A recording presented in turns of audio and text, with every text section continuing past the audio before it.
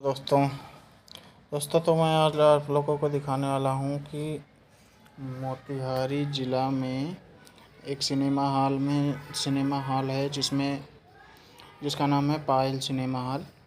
उसमें धर्मा मूवी देखने के लिए इतनी ज़्यादा भीड़ लगी हुई है। आप लोगों को दिखाता हूँ वीडियो। आगे की वीडियो में आप लोग देखना, पूरी वीडियो देखना है। तो दोस्तों आप लोग देख सकते हो कैसे कितनी भीड़ है, देख सकते हैं आप लोग। दोस्तों देखो कितनी भीड़ है,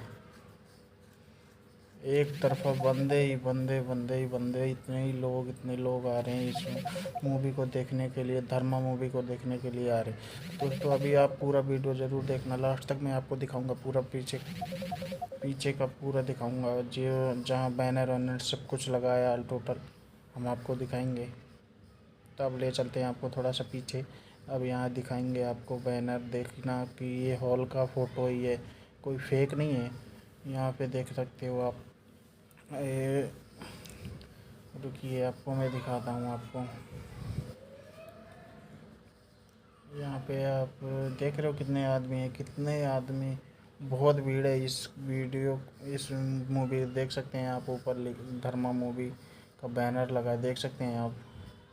देखिए कोई फेक वीडियो नहीं है, सारा रियल वीडियो है। बहुत भीड़ है, ज़्यादा से ज़्यादा भीड़ है यहाँ पे।